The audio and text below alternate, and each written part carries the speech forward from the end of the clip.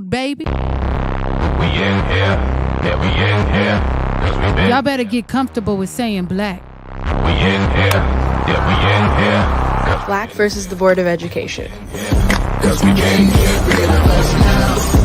We in here, yeah, we in here.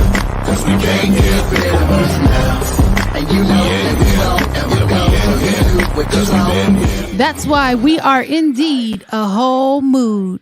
That's it. I don't know about that new air horn. We're going to have to do something else. Keela, you got me? What we got? Pew, pew, pew. Thank you so very much. Welcome to another episode of Black versus the Board of Education. My name is Miss Laureen. Of course, I'm the hostess with the mostest. And welcome back to our show. Today, the episode is called Military Flex, where discipline meets service. And we're going to get started, of course, as soon as we get our life together, because I'm not sure what Tevin is doing over in the corner. But everybody is here except, well, we ain't going to talk about who's not here because they're not here. But we're going to go ahead and start with Anaya. How are you doing? What is going on in your world across the country? I'm doing pretty well. I'm staying busy with school and extra stuff outside of school. Okay. And what do you mean, like extra stuff? I'm in clubs, organizations. I just went to a basketball game over the weekend, so I stay pretty busy. Okay. Well, sounds great. Sounds great. Thank you for joining us again, Miss Keela. What's up? What's up with you? What's new? Hey, it's your girl Keela. Nothing's new. I'm in school, guys. Woo, woo. Okay. In school for? I'm trying to be a teacher. Okay. We need more teachers. Now tell me now, because you know what we do here. Tell me why you're deciding to be a teacher. What is it? I think as a whole, I definitely see the need, and I think I could definitely change people's lives. Fantastic. I love to hear it. Miss Quinessa is back. What's going on with you? Not much. I'm excited to be in the new office, in the new podcast room, Okay. and have my own headphones now. So you don't have to share. That's what's up. Because we got to expand some things. Adrian, you holding it down for the fellas? How you doing today? Always do. Oh, that's how you going to start the day off. We just going to go right to that, right? Mm-hmm. Okay. Well, I mean, what else can we expect, right? So today, again, we're talking about military flex, where discipline meets service, and we have a special guest who's their very first guest in our brand new podcast studio. Y'all can give it up. It's all good. Yeah. Our very first guest in our podcast studio, Mr. Jose Avina. Is it the second? Yes, ma'am. Okay. See, I saw the little eyes on that. So go ahead and introduce yourself. Make sure you get right into that microphone so we can hear you loud and clear. Yes, ma'am. So my name is Jose Antonio Avina, and I am running for mayor of Sacramento. And I am a small business owner right here in downtown Sacramento. I have a gym. Okay. Just here to talk about some of my military experience and, how that kind of intertwines with what I'm running for. Awesome. And I know that they've been researching and they got some questions for you. But I'm just going to start with the obvious. Like, why are you running for mayor? That is the golden question. Yeah. So it is. So service, I think the title was perfect, right? Yeah. Military discipline and service. Right? You like that? Because I came up with that just off the fly. Genius. Oh, come on. I was like, all right. I like what you're doing there. Okay. So it has a lot to do with giving back to what's given me so much, right? Okay. So back in high school, I think if you would ask the individual who's sitting here today where he thought his life would be, it wouldn't be sitting in this office right now. And I'm coming from Southern California, and an area that's not as affluent as most other places in the city and the country as well. So we had three options. Either it's A, you work for the drug cartel, B, you work at Home Depot, right? Or you go find a job at the docks, right? And working in construction of some sort. Now, that was a really big jump from Home Depot to the cartel. Like, they just move in weight either way. Yeah, no. Okay. Regardless. Yeah. So it's either you're still supporting their economy, right? Just depending which side you want to go. Okay. And I guess there was a fourth option. I mean, if you really wanted to be that person running across the border, but no one wants to do that. So I decided, I was like, I'm out of here. I'm trying to get as far away from this place as possible. And I joined the Marine Corps. Oh, Yeah, okay. and they sent me to 29 Palms, California. So I was like stoked. Just a few miles away from San Diego. So Oh, I was about to say, where is that? they're in the middle of nowhere. You never, if you find yourself there, question yourself, like, what happened? Wow. Who did you make mad? Yeah, it's not a great place to be. Not who did you make mad? Like, that's what you said? Oh yeah. Who did you make mad in life? Yeah, someone was upset at you. Wow. They had the power to put you there, and you're like, man, I messed this up. Oh, Wow. Yeah. Okay. No, it's not. I mean, first time you get assigned, it's the luck of the draw, they say. Uh-huh. But they say that if you get a bad one, you'll get a good one coming up after that. So Okay. I can't complain. I've been very fortunate. Got some good assignments after that. And we're going to talk about some of those assignments because I know Anaya has a question and we want to make sure we get her in the conversation. Okay. So Miss Anaya, go ahead and hit us with your first question. Okay, my first question is, how will you use the experience you gained in the military, more specifically your discipline, while running this campaign? So this is a very difficult one for me because this entire campaign process has been a learning process for me in what I can and cannot do and say, right? A lot of people don't realize that the Marine Corps, we as officers, we swore an allegiance to the Constitution already. Okay. So we cannot give a pledge to another party, right? Even a political party, even if we're running for it. It's a very, very fine line you have to walk. So being able to address a situation that someone may feel so passionate about and angry inside, and they want to hear you say an answer, but you can't give them the answer because unfortunately, it is the law just doesn't, it isn't in that, swaying in that person's favor, right? Gotcha. And, no matter what, there's always individuals who'll be upset if, whatever the law may be, there's someone who's always going to be upset. But I have to remind them that my obligation here is to protect the Constitution. And through the Constitution, your voice is heard through the politicians. So if we're upset, I want to encourage individuals to stand up and run for public office and tell them, like, I hear you. I understand why you're upset. And I agree with you. But unfortunately, because of my military obligations, I'm unable to say what you want me to say. What I feel inside is not what I can say, right? So, I have to remind them that, please, do me a favor, get involved, run for public office, get the individuals that you feel are going to have your best interests running for you, representing you. Because as long as we stay on the wayside and allow someone else to come in and do the work for us, it's never going to happen. So, this campaign has taught me that even though I may not have the opportunities to speak at all the different forums, I must maintain my composure and, stand there and applaud, with the crowd and giving, thanks to the individuals who allow the candidates to speak and be, I guess, okay with the fact that unfortunately my voice isn't being heard at the time because I don't have a political affiliation, nor can I raise funding because of my military restrictions. Oh, so those are things that affect me as a candidate as well. So there are different forums that I haven't been able to speak at because I didn't raise $10,000 or I don't have a political affiliation to a party. Wow. Right. I mean, I just feel like I'm learning, as I go, because there's no way, I don't believe I will ever run for public office because I'm always going to say what I feel. And that is going to get me in trouble. Trust me. Look at him. He's like, I'm struggling so hard right now not to use the words that I wish I could use. So yeah, trust me. I feel well, this isn't a forum, so you can feel free to kind of let your hair down and, talk the real with us. But this goes back to the discipline too, right? Well, Even though when you're angry, gotta, you still must maintain that discipline no matter what. I feel it. Yeah. I feel it. The punching bag for that. Okay. Miss Keela. Oof. I guess it kind of ties into like Anaya's question, but like you were a leader in the military. So how do you think that shaped you to be like an adequate candidate for mayor? Another phenomenal question. So I think that a lot of times we don't give enough credit to the military and the level of responsibility it gives you at a very young age, right? So when I first started in the Marine Corps, I excelled at just being told, hey, this is what you have to do and go do this and, be fast and, act appropriately. And so I was able to excel.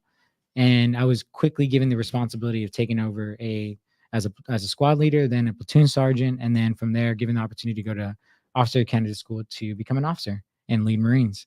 So at an early age, from the age of 18 to even now, I've been in the position of always, having to be in charge of individuals, either younger, same age, or older, or more experienced than me too. And being able to navigate those situations has really humbled me out as a leader, and also taught me a lot that I never will have the answers to any of these problems. But if I surround myself with the right individuals, and I teach and I mentor and I encourage the continuing education of my Marines, I will be able to be more successful on the battlefield, or in this situation, in an office situation, right, an office space. But focusing on what I can do for my Marines has been my key to success so far, and I don't think I'm going to change it, because no matter what happens, they always look out for me, and I always look out for them. And I think they realize that if for some reason, Captain Avina would disappear, it'd be a very different story for them. So they do a really good job of taking care of me. And I've learned that if you want to be successful in life, you have to take care of those around you and those that care about you. And they'll help you out along the way and make sure you're successful. So I think that that's the one thing I would bring to the table in this situation that others don't have. I stood the fire watch. I've worked the trenches like everyone else. So I've come from the ground up, and I feel like I've earned my position on the table with the other individuals. I didn't go to the fancy Ivy League schools, but I came from the ranks, and so I feel like I could bring that to the table. Adrian. So with what you were saying earlier. There you go. Got him. Check, mic check. Yeah. With what you were saying earlier, I'm curious. So knowing the limitations you had on your speech and like what you can and cannot say when running, was there a specific event that inspired you to run, or because I believe you were one of the last candidates to put in your ticket to be mayor. So was it like looking at the candidates and being like, I feel like I could beat them, or what? Yeah. No, that's a great question. So no, it was not that I could beat them. No. I mean, obviously, if I felt like I had a winning opportunity here, I would have joined the race back in January, like all of them. It wasn't ever. I was minding my own business. I was minding your own business. I was doing what I had to do, right? I was working on my life, doing my thing, and again, hoping that someone else would run and be the change that we're looking for. And it came to the point where everyone had basically announced their candidacy. We knew who was running already. You can look at their agendas, their candidate statements, and everything. And I realized, I even reached out to a couple of them. I wanted to know more about them, and I realized that I hear what you're trying to do, but you sound just like every other politician right now. And I just need to hear that you're going to go to work, and actually put in the work to do what we need to do and be the change, the leadership, right? Those are the different things that I wasn't seeing. The individuals, in our position in the military, we don't get to pick and choose who leads us, right? And so unfortunately, we have to deal with bad leadership all the time. And sometimes we have good leadership, but unfortunately, good leadership only lasts for so long, and they get promoted and move on to the next one. But in this situation, I realized I don't have to deal with this situation. Like, I can run for public office, and I can be the leader that I choose to have for myself running, right? Be the person you see in the mirror and hope to be the change, right? So start from within. And if no one else is doing it, then I guess that's your opportunity to step up and say, I will be that person to walk the fine line and do the things that others say they'll do. Because again, I'm not at all interested in being a career politician. I just want to fix the things we have to work on, get the city back on track, make sure that we're set up for whatever might come down the road. Either it's a financial crisis, or unfortunately, if it's another war, and I pray to God it's not, but I want to make sure we're in the position so that if, God forbid, like I have to leave, I have a home to come back to, right? That's where I'm thinking about. Like, a lot of people wonder like why, and it's like, because I'm about to commit a lot of my time and energy into trying to protect this nation if, God forbid, we go to war. And I want to make sure that when I come home and it's all said and done, like there's a home to come home to, and we didn't destroy ourselves from within. Right. And there's a lot of things happening right now that we're simply just one bad decision away from a completely different life here in Sacramento and the state. But we can't control what happens at the state level, right? We can't control what happens at the federal level. But the only thing we can do is control what happens at the local level, because that's me and you running for local office and making a change and a difference. Right. So if I was going to focus my time and energy on something, before I leave, I was going to be trying to fix my community. So that's awesome. Miss Quinessa. Okay, I've got two questions. One's just a clarifying one. So your, I guess, need to adhere to the Constitution, would that also apply to the way that you would be operating in office? Yes. Do you want me to answer that one first and then go to the Yes. second? Okay. Good. Sorry, I was waiting for He's a like, second. what was the other part? No. Yeah. So yes, and it's, and again, I go back to, I had to sign, another document, basically, reminding me of my legal obligations, right, to uphold the Constitution. If you want something changed, I can support you. I can help you write up the documents and point you in the right direction to make the change. But at the end of the day, I have to adhere to the Constitution, and I have to defend that.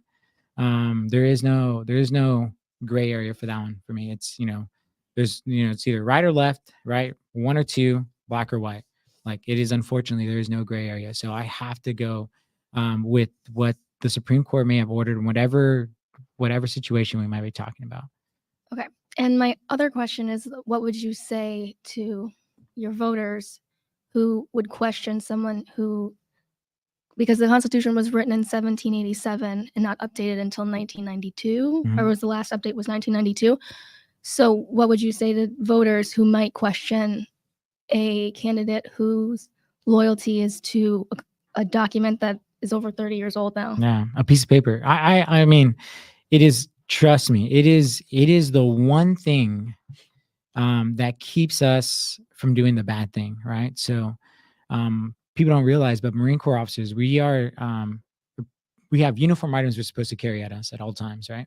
And so one of those items is the Constitution, right? So when we're overseas, we must hold, You said you have to carry it on you? You carry Like, the where you carry Constitution. it? You have your left breast pocket and your right breast pocket. You Like, have is your- it folded up like a billfold? No, I Like, have a what you? tiny little, Oh, a tiny one. tiny little Okay. Constitution, pocketbook Constitution. Pocket Bibles too, Oh, right? Usually goes in one of your pockets. To Okay. protect you. There are little rituals, I guess you would call them, that people do, right? Either you carry your cross in a certain spot, just mhm. it is that ritual that keeps you safe, right? Some people put the Okay. Bible up here to keep them safe from a bullet coming from straight, right? Yeah. They're little rituals, but for us, when we go overseas, we have certain things that we carry with us, a lot of paperwork, but in that paperwork is the Constitution, right? And we are always striving to be a good reflection of the Constitution, meaning that we are trying to protect the rights of all the individuals. And I understand, I'm one of them too. I find it difficult times where I'm being told we have to do these things, but then I don't necessarily agree with them, right? And unfortunately, it is the oath that you want your officers going overseas to uphold is like, if I give you my word, it's my word. Unfortunately, no matter what. Sometimes we find ourselves in a position where I don't like the person, or I don't like what happened. I lost the bet, but I don't have to uphold my end of the bet. Like, it's a very dangerous world when we start kind of going down that rabbit hole of like, what will you keep? What promises do you keep, and what promises don't you keep? Right. And unfortunately, once you give your word, I feel like you have to keep it no matter what. And again, this goes back to where I encourage all individuals to run for office, or at least put pressure on the individuals who can make those changes to vote in those manners. But I agree with you. It's been years since we've updated the Constitution. I think that it wasn't meant to be one and done. I think it was meant for us to make adjustments and amendments along the way and make it better, right? To reflect what's going on now in the world. So, but again, that's the people's voice, and that's the people's paper, right? So it was written with ink, just like, any other document. So I believe that we should, if you want to make the change, we should be running for office, or running or pushing individuals or supporting individuals to make those changes in office. Awesome. If you're just now joining us, we're talking with candidate for mayor, Jose Avina II. The episode is called Military Flex, where discipline meets service. And I have a quick question, because I'm actually learning a lot just from what you're saying about the military and the different restrictions you have. What other restrictions are you having to abide by that probably limits how effective you could be as a candidate? Because I heard you can't raise money, which we know politics and money go hand in hand in terms of the reach you're able to get, with the ads and things that you buy. So what other restrictions are you having to abide by? I think there are good restrictions. So there's another one where I cannot take any kind of funding from any organization. Okay. So, I mean, I think those are important ones, right? Especially for a candidate running. I think that you want a candidate who isn't taking any money from any organization that has, put or profits over people, right? So I think it's important I think that's one that every politician should basically run by, because at this point, I'm simply listening to the concerns and voices of the people. I don't care what the corporations want. Like, I don't go to the corporate fundraisers or any of their events. Like, there's no need for me. I mean, those people who make all that money are not the individuals I'm working to represent. Some of them don't even live in the area, right? They just have a say in it. Yeah. So I'm not taking any of those corporate funding, which I think is a good thing. I don't see it as a limitation. Others may see it as a limitation. I see it as an opportunity. Just in terms of getting your message out more, because that's what the money really is for, is to buy ads and mailers and all this other stuff. So this is true, but I also see this opportunity as to getting out and about and working with, local podcasts such as yourself, right? And kind of, thinking outside the box, like, how else can I get my message out there? And, speaking with your audience, I think gives me a better opportunity to reach them directly and kind of talk openly about some of the things that you have concerns, right? You represent your audience, right? They listen to you because they have similar, attributes, right? So I think that this is a great opportunity for me to get out there and, talk to the local audience a little bit closer on a different level. And, you're not getting a mailer. And I'm sorry, I'm also big on sustainability. So the mailers are that go in the trash anyway. Yeah. I'm like, it kills me. I'm like, we're over here talking about how, the homeless situation needs funding, right? They have fundraised nearly $1 million. They could do something collectively as one if they truly want to make a difference, but they haven't done it. Right. They could they could put themselves aside and say, hey, I'm going to do it for the greater good of the people. At the end, you elect who you believe is best. B, all this waste that we're just creating right now is materials that they could have purchased for on behalf of those individuals who truly need it right now. And also, we're not creating more waste on this planet. And they talk about, we had 2 forums this last week about sustainability and reducing the carbon footprint, but not a single candidate mentioned about, how much waste goes into political campaign material. So, I mean, there's some issues that I have with that. Like, and those are some of the things that I hope to bring to the table and say, hey, look, that guy might not have won, but he got pretty close, maybe made a difference. Maybe, at least we know his name now, huh? Boom. That's it. Boom. Yeah. And so, but, I did it a little differently, right? Yeah. It was not so much of, I didn't rely on the money that would potentially could have come in. I don't know. I relied on just trying to get the word out and working with local organizations and companies to get the message out there. And I think it's, at the end of the day, it's teaching me a lot more because I'm understanding more of what's really happening, and they're telling me their concerns. So I feel like at the end of the day, I'm getting more out of this, and I'm taking away from this opportunity more than I'm actually losing, I think. So I'm grateful for the opportunity. And before we go to Anaya, I'm looking at the comment in the chat, and it says, "What is your background?" And I don't know exactly what it's trying to, but what I'm just gonna guess. What is your background and how has it helped you prepare? And I think it's kind of along the same lines as what Anaya and Keela asked earlier. But we want any info on all neighborhoods. So you're running for mayor, the whole area of Sacramento. Do you have any ideas of the places you may want to target in some of the things that you're seeing that you think need to kind of be focused on? Yeah. So we've focused heavily on the downtown area for a long time, right? A lot of the funding goes to the downtown. All of it. Right. So it's time to now we need to focus on remote working, right? This is the pitch. The pitch that I'm trying to make is remote working. So if we design a city, around remote working, then we can now divvy up that funding that used to only go to downtown and focus it to the other districts, right? Redistribution of the funds, because now those individuals live in those other districts, right? And don't just work there, but they live, work, and everything happens there. So we have to start redesigning our urban sprawl. All right. So more focus on a half-mile plan, but basically it's a European style plan, but everything you need is within a half mile, right? Where you live, where you work, your grocery store, schools, and everything is within a half mile. So basically condensing the urban sprawl and making it more kind of like microgrid systems, like smaller areas. So this will help in multiple different ways too, right? And I have that military mindset, so I'm always thinking about, well, China and Iran already came out and said like, hey, as soon as you guys act up, we're going to shut off your electricity, right? So we're like, okay, well, we got to be mindful of that. That's a real threat. The Yeah. CIA, FBI already came out and said, hey, yeah, there is malware. We know it. We just can't turn it off. So we're working on something to fix it, but that's not a guarantee. So by creating smaller microgrid systems, we enable ourselves to be able to now take ourselves off the main grid. Mhm. And God forbid they do attack us. Well, guess what? They only take out small portions of our communities, and the rest of the other communities will continue to operate just fine. For instance, last night, downtown, they were just complaining about the Safeway running out of electricity. Right? Mhm. Mhm. And so they're like, oh, we can't open the freezers because they're going to run out of what do you call it, cold air to keep the what do you call it, the frozen goods from perishing. I Mhm. was like, well, that's okay, great, yeah, but that same situation, a lot of people around our community have, right, on a regular basis. So if we now take the same concern and apply it to every other district, now just think how much worse it is in those other districts that have less energy, right? Because Yeah. the power grid distribution is also different. So creating smaller microgrid systems allows us to achieve multiple different things.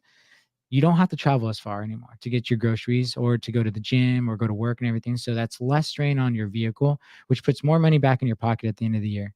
One of the other things is by having a microgrid system, we can also better provide produce that better fit your style, right? And have it shipped to a corner store for pickup only, and having cooling systems designed to hold your goods for when you need them, right? So a lot of these things have already kind of been worked on and done overseas, but unfortunately they are very open to new ideas and progressive models. And unfortunately in the United States, we prioritize cars and gas and everything else that doesn't really bring us happiness, right?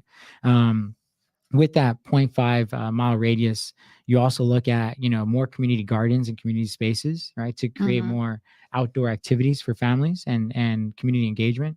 Those are key to happiness at the end of the day, right? And if we want to keep the remote workforce happy and content here without moving, we need to invest in them too, in their well-being.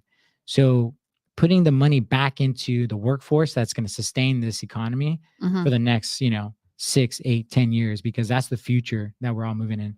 Sacramento just got lucky. We're at the head of the curve. And so we are now getting ready for the remote workforce, Mhm. but we're still now trying to go back and Back and forth. right. So Mhm. we just have to commit, like, where are we going? Let's see. Educated in Sacramento County and neighborhoods you have lived in. I have not been educated in Sacramento County. So I actually come from San Diego.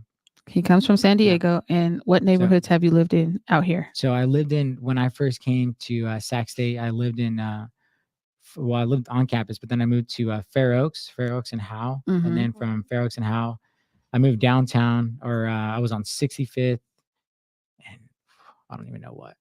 That was a while ago. I mean, I've been in a couple different neighborhoods, but moving closer to downtown, actually. I just kind of been moving in that direction. My gym is downtown too. Okay. And what gym is that? Sacramento Eco Fitness. Eco Fitness. Mhm. Okay. So yeah, it's a little different. We harness the human body energy to produce clean energy at the gym. Interesting. Yeah, so I told you I think outside the box, like, I there's a feel pro- it. yeah. I was like, yeah, I can make it a little bit better. Clean energy in the gym. Yeah. So those are some of the other Is things. that because of sweat? Like why? No. Movement is energy. It's kinetic. Oh, energy, right? okay. So every time you're on a cycle, you're producing energy. Uh-huh. You're on a treadmill, you're producing energy. Okay. Lifting weights, dropping them, that's kinetic energy, right? Movement is energy. So Okay. harnessing that on a regular basis is also something I want to try to bring to the city, right? It's Right. completely different. And so I just want to make sure, because I don't go to the gym for real. And so when you say you're harnessing it for the individual, or are you guys putting it back into the gym to run the electricity? Yeah. Like, yes? No, that's a No. great question. Yeah. So that Okay. energy, that energy is redirected into a battery that we have on the wall. So it is a battery. Yeah, of course. Come on. I can listen and interpret. Let's go. Yeah. Yes, ma'am. Okay, I got it. Miss Anaya. She's crazy. I know. I'm gonna tone it down. I love it. So my question is, other than what you previously stated, what are some issues that you see in Sacramento? And if elected, how do you plan to help solve them? And if you don't end up winning, are you still interested in helping solve those issues? Yes, this is a great one. So, a couple of the different candidates have reached out to me and asked if I would come on board and work with them afterwards, right? Because my sustainability insight, right? It's something that aligns with what the state's trying to do and the city, right? So, I would absolutely love to jump on board and work with an individual who will give me the opportunity to really focus on bringing Sacramento to the forefront of sustainability and development and innovation, right? So, that's something I'm extremely passionate about. I think that it's the future of the world, right? We need to find more solutions faster than we are working at right now, because the numbers have come out, and if we continue at this rate of growth, we're going to run out of food pretty soon. And we're going to run out of resources. So I definitely want to tackle that and make sure that we as a community are prepared for that, right? Flooding is a big problem, right? And unfortunately, now with all the natural disasters we have, they're acts of God now, so they're no longer covered by insurance. So now we have to look at ways for us to protect our infrastructure so that we can prevent that, that financial burden that will come towards the end, right? So there are a lot of things that we have to kind of look at to try to prepare ourselves for what the world's going to throw at us. And so, regardless of the situation, like I said, I want to make sure that there is a community for me to come home to when it's all said and done. I've sworn my oath of office to my Marines as well. So if God forbid, we do go to war, I will go, and I'll answer the call. And so that requires me to also make sure that, I also invest into my community, regardless if I don't win, because at the end of the day, this is home, and I will always give my 100% to my home and to my family. So I will do what I can to bring change, right? And focus on and building a future for everyone. And again, it's not about me. It's about the people. So if at the end of the day, if the people are in good hands and we're moving in the right direction, that's all I care about. Yeah. Gotcha. And you were saying, you're talking about, responding to natural disasters or even having a plan in place. I find that refreshing because people act like ain't nothing going on. No, yeah. And they live in la la land most of the time. And nobody's really talking about, okay, well, if A, B, C, D happens, what are we going to do? What is the plan? Are we not going to tell anybody the plan and just hope that everybody gets it at the end of the day? That is the worst, And so to hear you say, this is what's going on in the world, and this is how I plan to respond to it using a community approach. I appreciate that. Miss Keela. Okay. So I don't know if you can answer this, but it's kind of like a Girl, what you about to ask? because it's just like I don't know. I'm just kind of confused on no. I'm just kind of confused on because you said you can't just voice like your feelings towards things, but you could I just didn't really understand that, so I'm going to ask this question. You let me know if you can answer it. So the biggest conspiracy theories out there, with the world based that you think is going to come true. Can you answer that? Or I mean, okay, so let's break down conspiracy theory real quick. Yes, please. All right. So one of the key words on this is theory, right? Yeah. So we have to go back.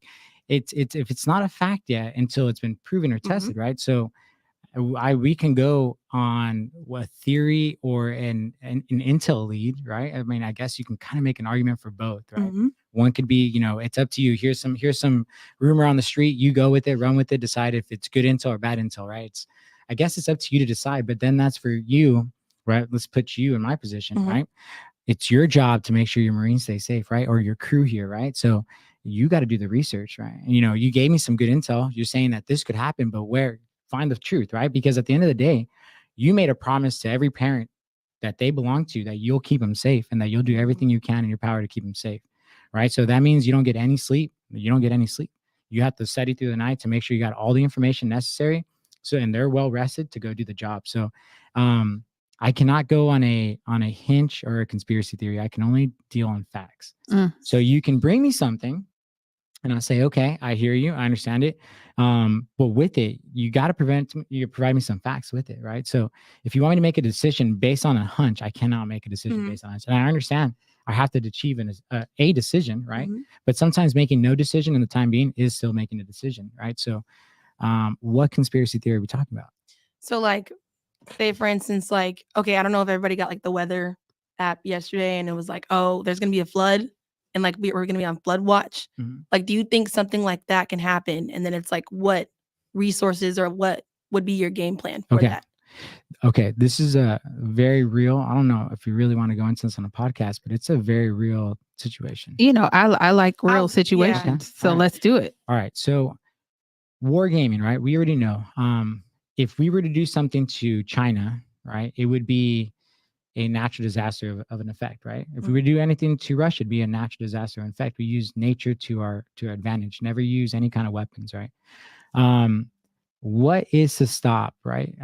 China from doing the same to us, right? The FBI already came out and said that they have already embedded themselves in our infrastructure, right? So what does that mean to you? Well, what it means to me is that they are sitting already and inside the data centers and bases that control, certain mechanisms that allow for the floodgates to open, right? So if I wanted to quickly wipe out a population and render them incapable to move any kind of manpower or equipment for a couple of days, you just flood the entire landmass, right? So we sit in a bowl. Those are very real situations that could happen to Sacramento. And those are some of the things that I think about and in my line of work. And so again, when we're doing these things overseas, I'm like looking back, I'm like, well, damn, like if we're talking about that's what we would do to them, I'm looking back and I'm like, well, I mean, we're not prepared, right? So this, if you read between the lines, this is also why I'm running for office, right? So I'm like, okay, well, shit. You fine. Okay, shit. Shit. Oh, thank you. Oh man, I can cuss out. Thank you. Oh man. We real. Come on. Oh, okay. I could have been all right. So yeah, so I'm like, well, fuck, we're fucked, right? And like, no, that's the reality of the situation. Like, that's the important. Like, that's where we're at. And I'm like, okay, so we face a real problem, a real situation where a lot of our power grid is controlled under one database center. Now we try to split things up, and but it doesn't negate the fact that there might already be, some kind of virus in there, and that requires us to do a lot of internal looking, and that requires more money to be able to prevent or kick them out, right? Yeah. So flooding is a quickest way to basically wipe out all of our resources to be able to mobilize any kind of National Guard or response forces, because they're all focused internally now too, and we focus on the population. Hey, that's a great question, right? So no, I mean, it's a statement, right? Yeah. No, yeah, yeah. So you are absolutely correct. Like, you don't chop off the hand that's feeding you. But I think that we're getting towards a point where it's at one point someone's going to flex, right? And someone's going to call the shot and say, hey, enough's enough. You've been, picking on my friend over here for too long, or, hey, all those loans that we've given you, it's time to start paying them back. Right? You understand there's Russia, what is it? I'm sorry. It's Brazil, Russia, India, China, and like one other country. Iran, talking about BRICS? BRICS, right? And Saudi Arabia came together, and they're making their own currency for a reason. Yeah. Right. So yeah, I think ain't nobody playing with us no more. No one wants to play with the U.S. The U.S. is so divided in everything that we've been doing. Yeah. Right. And so we're so busy fighting each other and going over these little things that these bigger players are making these moves, and we're just unaware, thinking that we're completely safe because we have the ability to project our global might so far out, but we didn't realize that they were just simply digging a tunnel from underneath, and then boom, right? So it happens to every great civilization. Yeah. We are at that point where we need to start figuring out what's going to happen for America going forward. Yeah. And so if you're just joining us, Military Flex, where discipline meets service, with mayoral candidate Jose Avina. And then there's also a comment in the chat, protections for businesses. So I guess we need to kind of segue into what is your plan in protecting businesses, or especially small businesses, micro businesses that are operating here in the county of Sacramento. And once you get to that, then Adrian is going to follow next. So, okay. So yeah, so that's a huge problem now. And I think that if you look at the crime rate, it's been going down. Retail theft has been going up. Theft in general, crime in general, are due to lack of opportunities in certain areas, right?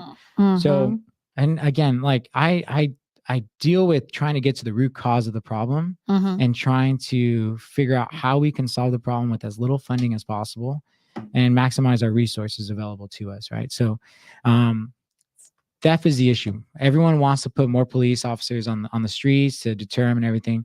That's only a band-aid to the situation, right?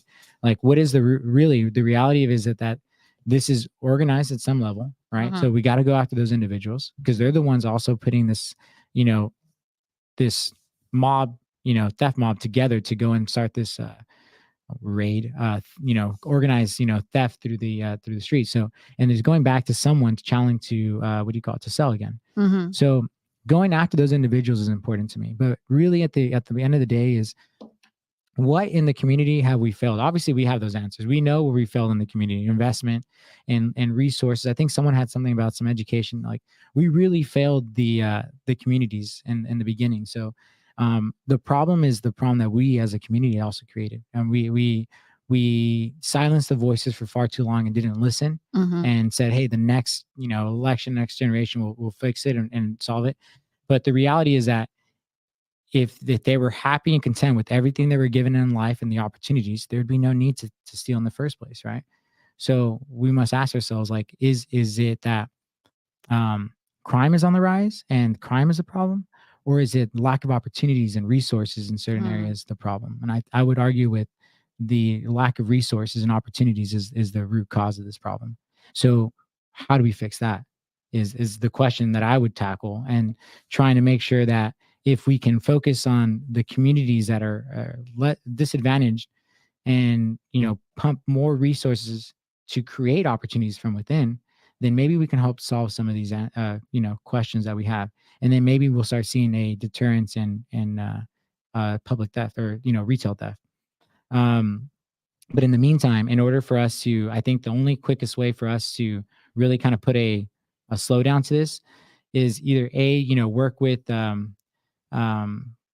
different organizations to bring on community service officers. And I say different organizations because I want community members to become involved. And community service officers are a little different. They're not sworn officers, right? They're representatives, they're volunteers. They wear the light blue shirts and everything.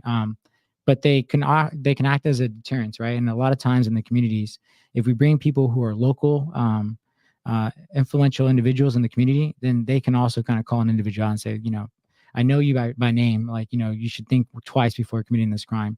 It's not going to be the guaranteed, problem solver right there and that then. But at the same time, we're not putting more cops that shouldn't be on the street. Right? I want to make sure that if the people want more public representatives and on the streets with badges, then we got to go through a better vetting system to make sure they're at the right caliber of individual before we give them the opportunity to even go to the academy. Right. And that's why I kind of want that. Well, you about to get me to raise you an offering real quick, because that's exactly right. Who are we putting in place to police communities? That begs to question. But Adrian?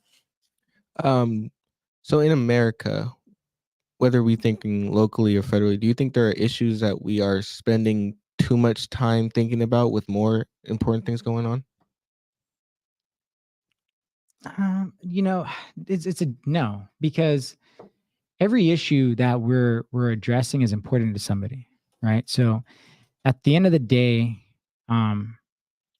everyone has a voice, a want, and a need in this country, right? And in this country, you have the opportunity to go after it, right? And so at times people are putting some of their energy into certain things that they feel is important to them, right? If it's important to you, then I believe that you should go all in on it and give it maximum effort and see it through.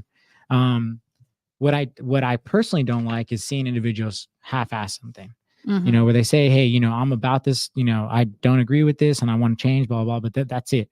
They just simply go to Instagram or, social media and they post one picture, they say one thing. I'm like, yeah, but is that going to bring change? Like, change is created by you stepping up and making the difference, right? And getting out there and doing the things that others aren't willing to do. So I think that that's where I want individuals. I think that if America started doing that a little bit more, I think that we'd be in a completely different place, because a lot of us want change. We argue about different things that are important to us.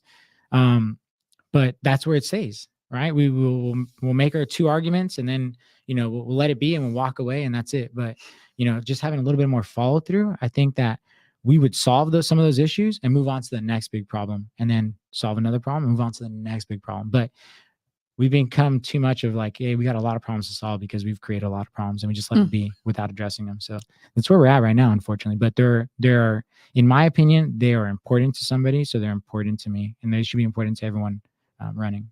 Yeah, I love that because you are very practical. You're not coming in here to sell a bill of goods. You're not coming in here talking about the pie in the sky with the unicorn in the corner, saying that what problems? What we don't have any problems. Like, I love the practicality. Appreciate Miss you. Quinessa, Um, sorry. this girl. Under your phase 1 of your 3-year plan, you mentioned hiring 100 new police officers as one of your goals. If not adding those to sort of your community effort, community officers, Mhm. where do you see that extra police force being used? Now, so And can I give you a caveat? yes. Because there has been a lot of uprisings regarding how the police are dealing with the people. Mhm. And if you're people focused and you're talking about these 100 police officers, are they going to be the community service officers you're talking about? Or are we going to put them at the PD where we're already having issues with how they relate to the community? Love that question. So it is, I believe in the long-term investment, right? So I believe that in order for us to find the right people for the right job, we need to evaluate them for about 2 to 3 years to figure out who they truly are. Those individuals would be community service officers, right? 18-year-olds, 19-year-olds, 20-year-olds looking for an opportunity to become. So a like the police military age. Yeah, sure. Yeah, Okay. sure. Yeah. All right. Because there's also a lot of National Guard in our area, and a lot of them are going to Sac State to get their education in Really? political science to to become either what do you call it, public service officers or something else down the road, law, whatever it might be. So there isn't already an interest, at Sac State, and there's an interest within the military. A lot of my Marines are just simply waiting to turn 21 to go, try out for the academy. So there are a lot of individuals who I believe are the right caliber, just simply have to wait. Or when they're waiting, they find something better, right? Because they are of good caliber, and they're individuals that everybody would want to have on their team. So they get a better job and they move on with life. And unfortunately, I'm not to say that this goes for every individual wearing the badge. No, unfortunately, individuals who find themselves wearing a badge just because they're like still looking for something else. Like, what else am I going to go do? And so some people have thought about and dreamed about that, and that's what they want to do, and they set themselves up for that career path. And so those are the good ones. And others, you kind of like, hey, you're 21, 22, you're so interested, you join the military, anything else you might be interested in, fire department, EMT, you also got police, so we might just be recruiting just to recruit. And that's the problem too, right? I think that we need to have more of in this situation, more of a Marine Corps approach to the recruiting, right? We don't need you. Nor do we, we don't really want you either, right? We got plenty of people in the ranks. We got the right people on the job, but show us that you belong here, and we'll be open to the possibility of giving you an opportunity to try out and become a United States Marine, right? And that's been very successful for the Marine Corps. Not the other branches. The other branches have thrown money, they've thrown opportunities and everything, but the Marine Corps will say, hey, look prove to us that you can do 20 pull-ups. Prove to us that you can run this speed. Like, by the time I left for boot camp, we were maxing out our scores, and that was, even during the war, they were like, hey, you can't go unless you're maxing out your scores. So, I mean, that's the caliber of individual you should be fighting for, right? The right candidate. And what they would always say is that we're looking for the right candidate, right? So it's not, we don't need 82 candidate officers. No, we don't need 30. It's like, if we just graduate 4, then we got the right 4 to lead. And it's like, and that should be the objective. And so I say 100 is a goal, right? That's a meaningful goal for any police department. But at the end of the day, if you only got 3, but 3 of the right caliber, you have 3 good officers who are going to actually take care of the community and make the community feel safe, right? And then that's what you want. You want the community to come out and be enjoyed and join their public areas. But if they're not feeling safe and protected, then they're going to stay home, right? Because it's safer to stay at home than it is to go outside. So I think that getting the right individual is important. So maybe changing that to the goal is 100, but if you only get 3 of the right caliber, then that's what you have. And be proud of those 3 because they're the right 3. So I hear quality over quantity. 100%. Gotcha. All right, so we are running out of time, and I want you guys to get in your last questions. So we're going to do a quick round of questions. Okay. Probably have you like 1 minute answers, so we can go to the next one. Okay. Miss Anaya, you are first. Okay. I was just wondering, why did you decide to start your gym? Ooh. Because he maxed out his scores. You wasn't listening. Yeah. No, a suit wasn't for me. I used to work in an office when I got done with my active duty time in the Marine Corps. Yeah, I just wasn't happy. I just wasn't happy and fulfilled with what I was doing. Helping people achieve their goals is what really makes me happy and fulfilled. And so I find meaning in that. And so I opened a gym instead. A lot of people were upset with me because, I left the guaranteed pay salary, but I'm happy to this day. So I wouldn't change that at all. I actually look forward to going back to that one day. Right now, I've been giving up a lot of that right now. Your gym? You've been giving it up? Training because of personal all training. of this that I've been doing. Yeah. See, Lisa should have stayed because she's a personal trainer here too. She Oh. would have loved to meet you, I think. Or Well, one maybe day. not. I don't know. Keela. I just know on your website you talked about expanding early childhood education. I just wanted to know like what was your main focus with that? Because I know you did say that like you want within 0.5 of like the schools and the grocery store. So if you could just expand on that real quick. Yes, love that. So I believe that we should be investing as much time and energy and money into the early development of all our children. And right now there's a bill to, be 4K, right? I'm fully in agreement with 4K. But a lot of people don't realize that early development child and any child is important because it allows them to expand their brain wavelengths, right? So it gives them the opportunity to start really turning on those receptors and really start, building the brain cells to give them the knowledge necessary to be ready to go and explore the world afterwards, right? It makes them more intuitive. If we teach them languages at a very young age, it will give them the opportunity to also be able to be successful in business as well. So those are some of the things that I believe are important. I think that if you have small community areas, you can provide early childcare services for the local community and help kind of reduce that cost to the families because it is very expensive. Very expensive. Adrian. Are there any policies in place now that if elected you're looking to expand on or get rid of altogether? The fundraising for me is ridiculous for the political campaigns. Yeah. So I would go after that. Like if you ask me the honest truth, I would put term limits and I would make sure that the funding from outside sources is no longer a thing because the amount of funding that these individuals are getting from organizations that have, their own personal wants and needs is ridiculous. And so if you're running for mayor of Sacramento, like, why are you listening to the corporations? Like, you should be listening to the people that come from your community. So that blows my mind. So I'll change that too. And probably also look at the pay, the increases right now, especially as we're going to a deficit. The pay should be reflective of the local community. The fact that we have individuals making more money than the local medium in their areas, that's also ridiculous. So, yeah. Amen. I'm just here to start fires. I love it. I love it. Miss Quadessa. If you were elected and you were called to duty, what would that transition of power look like? Yeah, that's a great question. Yep, thought about that. So I am fortunate right now, if God forbid, if there was a war where every personnel was activated, then I would have to go. I mean, most of the people here in this room would have to go somewhere, right? So that I don't think, and I hope. Wait, did you see? Yeah, I saw. Yeah. What you mean? Yeah. Elaborate. Well, they do the draft, yeah, right? I don't know if they knew that though. Yeah. Well, I saw some paperwork the other day. Yeah, so I don't know if you knew that, but everyone here is eligible for the. Why? Everyone who? Yeah. I mean, we also raised the age limit too. Yeah, so don't you? Everyone who? No. No, but no, the truth is. Look at my young people like, no one. Hey, don't worry though. There is a marketing team too, right? Like I would jump right into it. Like I bring you this asset right here.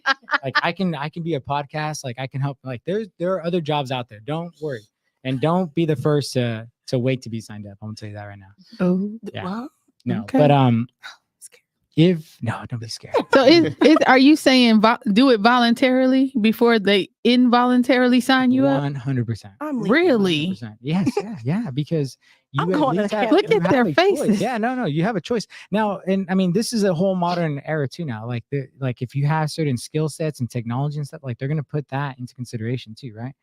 You know, I mean, at your age when I was a kid, I mean, I was lugging around, sandbags and laying concrete. So it's like, yeah, of course I was going infantry. Like that was no choice for me. But you guys have talent. Like I think you're gonna go somewhere else. I'll Trust watch me. somebody's kid. I'll babysit. Stop playing. I'll teach some lessons. Yeah. But again, let's pray that never does happen. I think that we are in a situation where we still have the ability to turn things around.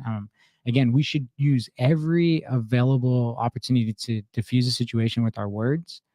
And I assure you, I mean, that is also my role too, is before we start any fight, we have to shake the hands and make sure, like, have we done everything in our power to diffuse a situation? And if your choice is still violence, like at the end of the day, then, let's discuss what that would look like before we even, start this conversation. So I think it's important for us to understand that the war that we are all afraid of, we don't know if it's going to happen, but we can't live with the fear that it's going to happen and let that control our lives. We have to continue to work every single day and know that there are people out there who are keeping us safe. I have Marines, what we call downrange, who are working every single day to keep us safe, and I have every trust and confidence in their abilities to do that. So I don't think that we should be afraid of what could happen.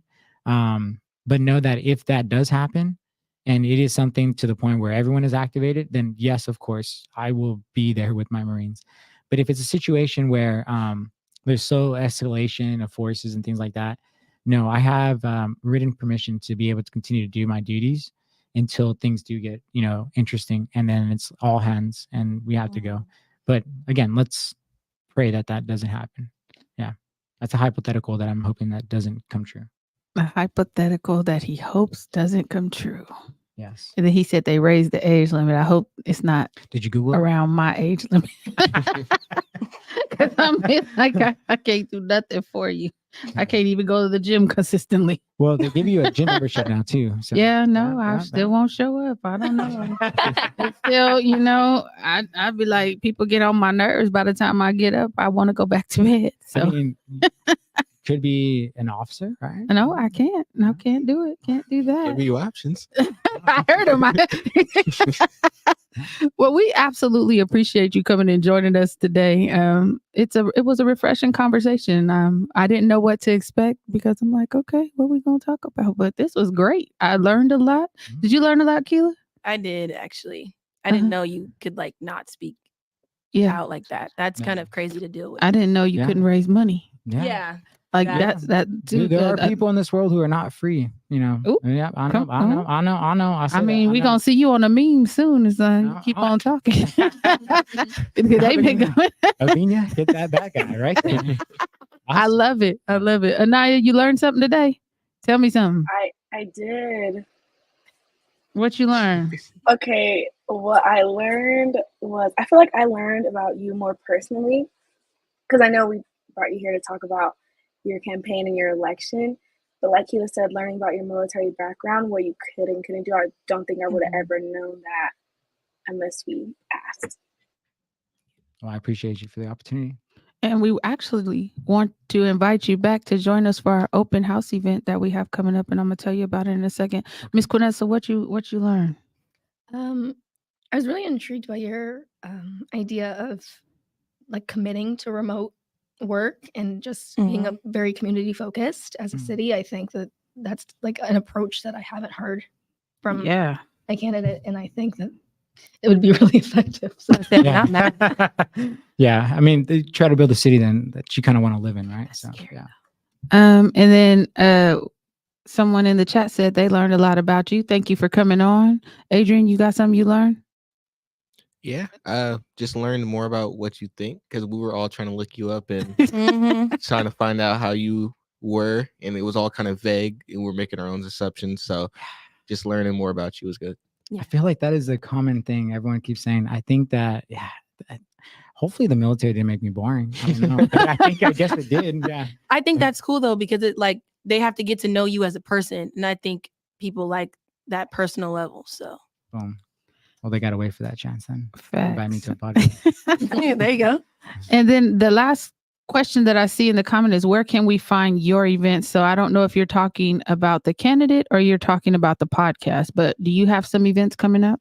This month there are no events for me right now. So we have a lot of events going on for all the city candidates are basically a different form, a different event going on. Yeah. So what they did now this year is there's a League of Women Voters, right? Is basically running a lot of the different forums, and they just have back-to-back events to try to get more community engagement. So I would definitely some Marine love on the screen for you.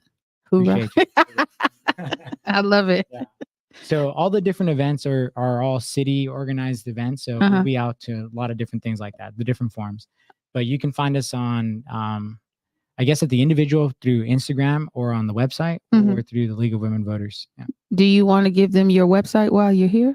It is Jose Antonio Avina II. .com. And just before everybody gets out of here, I know we've run out of time, but I got to run these down to you. On February 10th, BGSN is coming through with their annual Galentine's event.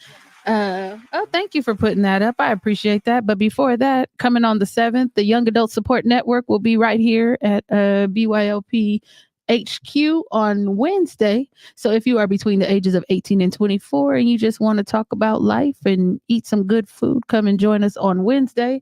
Then we have our annual Paint and Sip coming up on February 24th and our annual office open house. That is coming up on the 29th. Everything can be found on our website, bylp.org. And I just want to put a little bug in everybody's ear because we are relaunching our legislative open house at the state capitol next month. So if you have students between the grades of 7th and 12th grade, please make sure you are tuning in to when we make that application live on February 10th. I think that's what I said on that post. I don't know. I think it's February 10th, but we're looking forward to that. And before we get out of here for real this time, I just want to send a happy birthday shout out to my baby Jada. She turned 19 today, and we are so incredibly proud of her, and we just want to send her some birthday love. So with that, we're going to hit y'all with the peace sign. We will see y'all next week right here on Black versus the Board of Education, 4:30 PST, YouTube and Facebook. And Tevin's about to get beat up on the first day in our new studio. He hit y'all with the George Jefferson. Like, we still live. I know. You see, he's learning how to work the lights.